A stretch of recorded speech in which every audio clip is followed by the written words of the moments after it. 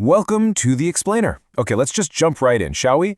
If you're navigating the AI ecosystem today, you already know that things have evolved incredibly fast.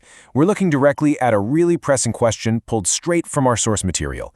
How do you actually find the best ChatGPT model in 2026? Because let's face it, the days of just logging into one default chat window are completely behind us.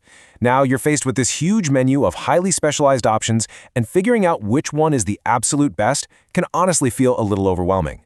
But that is exactly what we're going to demystify today. To do that, though, we really need to shift our entire perspective. We're going to move away from the abstract AI advancements, the benchmark scores, and theoretical computing power. Instead, we need to focus completely on you. Which 2026 model is actually right for your specific needs, your daily workflow, and your unique goals? Because the quote-unquote best model in the world, it's completely useless if it doesn't actually solve the real problems you're facing at your desk right now. So, to get to the bottom of this, here is our roadmap for today. First, we'll look at the 2026 AI landscape, then meet the contenders, dive into a head-to-head comparison, figure out which model fits you, and wrap it all up with a final verdict. Starting off with Part 1, the 2026 AI landscape, finding your best fit. You know, the very fact that we even have to ask which one should you use points to a pretty fascinating reality. The era of one-size-fits-all AI is officially over. The landscape has totally fractured into these highly specialized, purpose-built ecosystems. You can't just ask for a ChatGPT anymore and expect it to magically adapt perfectly to every extreme edge case. I mean, if you're coding a massive software architecture, your needs are drastically different from someone just drafting a quick email marketing campaign, right? Choosing the best model now requires you to actively match the model's architecture to your exact mission.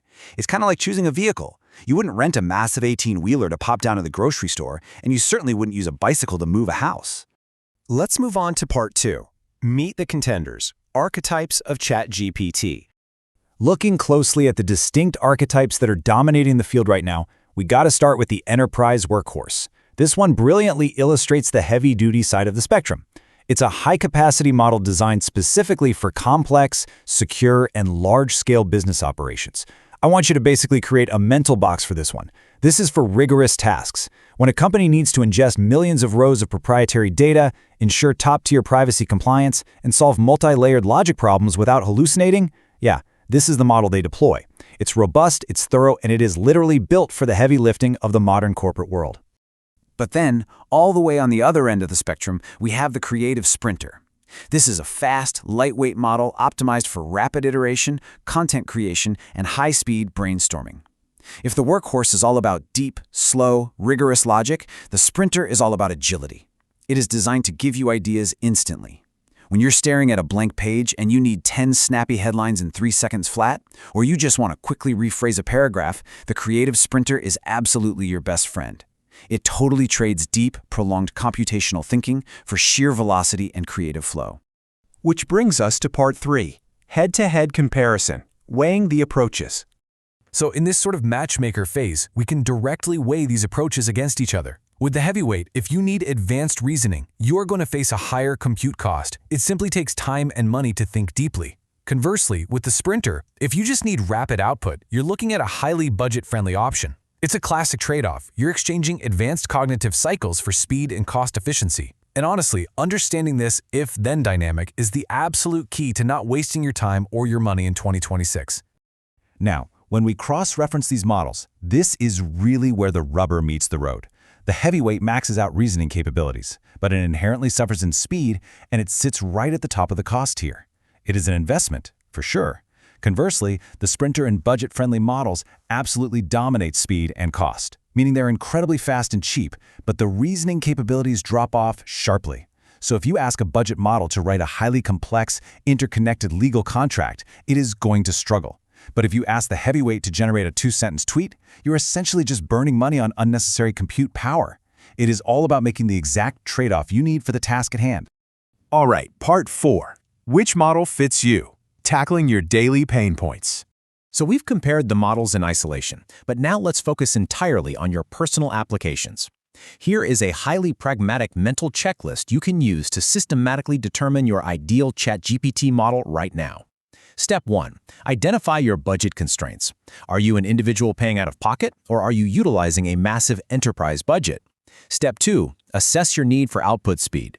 Do you need instantaneous conversational replies, or are you running batch jobs overnight where speed really doesn't matter? And Step 3. Choose your capability tier based on reasoning needs. Does the task require nuanced, multi-step logic, or just simple pattern recognition? By answering these 3 questions in order, your ideal model practically selects itself. Let's actually map those 3 steps to some common 2026 user personas so you can see exactly how this framework applies in the real world. Take the solo entrepreneur. They likely have a tight budget and need speed for marketing copy, making the sprinter or budget model perfect. Then look at the enterprise developer. They're dealing with complex code bases and strict security compliance, so they absolutely require the enterprise workhorse, totally regardless of the higher cost. The casual creator? They might just need quick brainstorming, placing them firmly with the sprinter. But the data analyst? They need deep reasoning to parse complex data sets and find hidden correlations. For them, paying for the heavyweights, advanced reasoning is just non-negotiable. See how seamlessly that framework guides each persona right to their ideal tool? And finally, Part 5, the final verdict, aligning your goals. To wrap up our structured comparison here, this is the core lesson you need to take away. The best model isn't actually just the most powerful one out there. It's the one that flawlessly aligns with your specific constraints and goals. Blindly picking the most advanced or most expensive option on the market is actually a huge strategic mistake if your task doesn't require it. Utility, efficiency, and alignment with your specific mission, that is what defines the true best in 2026. So I want to leave you with this final provocative thought to chew on today. Really take a hard look at your current workflows. Are you currently overpaying for deep reasoning that your daily tasks don't actually even need? Or on the flip side, are you sacrificing the quality of your most important projects just because you're defaulting to a faster, cheaper model? Take a moment to reevaluate your AI habits based on this framework and ensure your tool perfectly matches your mission. Thanks so much for joining me for this explainer, and definitely put this matrix to the test today.